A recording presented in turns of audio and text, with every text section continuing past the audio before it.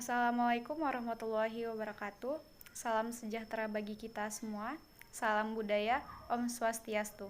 Hai teman-teman, perkenalkan nama saya Nisya Yudhistira dari kelas E program studi Pendidikan Guru Madrasah Ibtidaiyah Fakultas Tarbiyah dan Keguruan Universitas Islam Negeri Raden Intan Lampung. Di sini saya akan menjelaskan materi-materi yang telah saya pelajari pada mata kuliah Islam dan Lingkungan Hidup dengan dosen pengampu Bu Herlin Armisesna.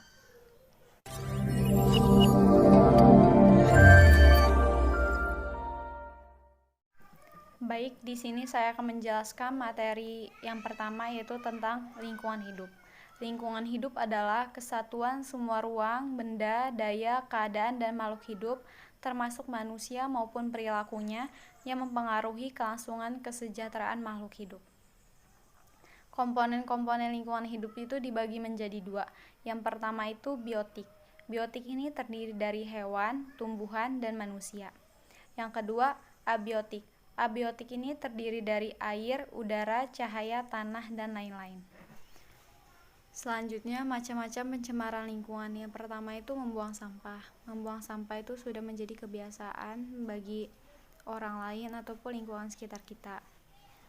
Padahal dampak membuang sampah itu sangat besar, yaitu bisa menyebabkan banjir. Banjir itu terjadi karena adanya gorong-gorong atau aliran sungai yang tersumbat oleh sampah-sampah yang dibuang oleh masyarakat atau lingkungan sekitar mereka, akhirnya berdampak pada banjir.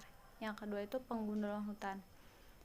Banyak banget hutan-hutan Indonesia ini yang udah gundul karena masyarakat atau oknum-oknum yang tidak bertanggung jawab. Nah, jadi kalau misalkan emang benar-benar mau memanfaatkan hutan itu, dimanfaatkan sebaik-baiknya dan dirawat dengan sebaik-baiknya. Jadi boleh ditebang, tapi oknum tersebut tuh harus melakukan reboisasi lagi atau penanaman kembali. Jadi hutan-hutannya itu ekosistemnya tetap seimbang. Yang ketiga itu polusi udara. Polusi udara di Indonesia ini udah sering terjadi karena dampak dari kendaraan bermotor. Emang gak bisa dipungkiri, masyarakat Indonesia ini jika ingin beraktivitas atau lalu lalang kemana saja itu tuh sekarang sudah memakai kendaraan bermotor baik roda 2 maupun roda 4. Yang keempat itu dalam Islam, perbuatan maksiat itu seringkali terjadi dan menjadi pencemaran bagi masyarakat di sekitarnya. Jadi kalau dalam Islam, perbuatan maksiat itu merugikan diri sendiri dan orang lain yang akan terkena dampaknya juga. Jadi bukan hanya diri sendiri aja. Makanya perbuatan maksiat itu disebut pencemaran lingkungan. Nah, cara menjaga atau memelihara lingkungan itu tuh ada yang pertama itu kasih sayang dan peduli terhadap alam. Yang kedua itu tidak boleh serakah atau merugikan lingkungan. Jadi lingkungan itu dipakai dan digunakan dengan sebaik-baik mungkin, jangan berlebihan.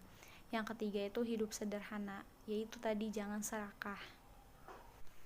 Materi yang kedua yaitu manusia sebagai khalifah atau pengganti Allah dalam menjaga lingkungan hidup.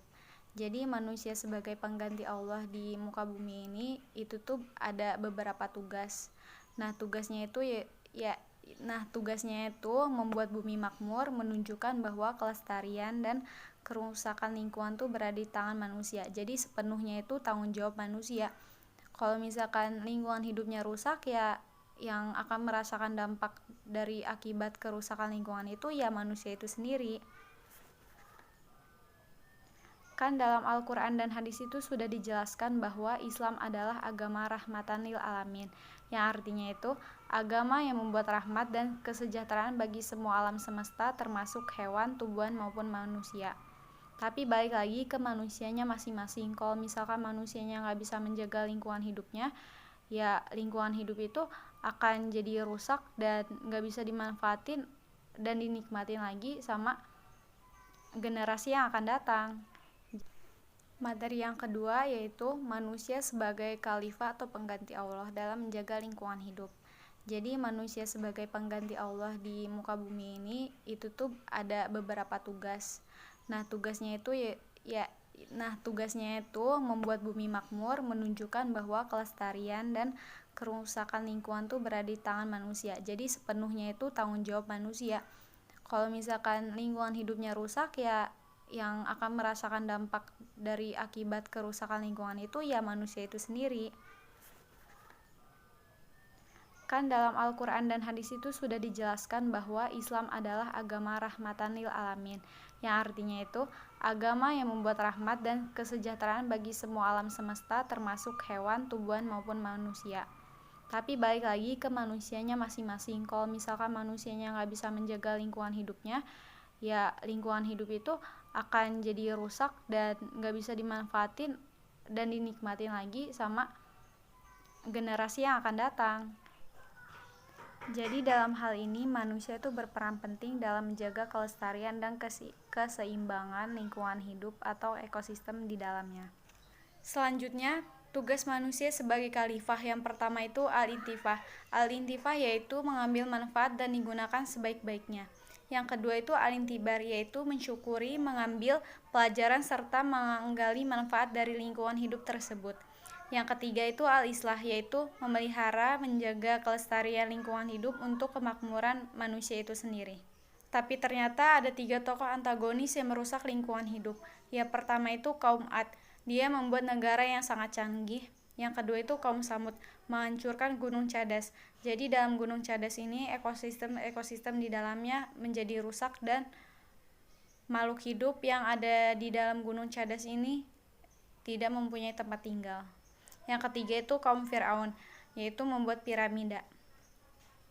Materi selanjutnya yaitu tentang istilah ukhuwah atau persaudaraan.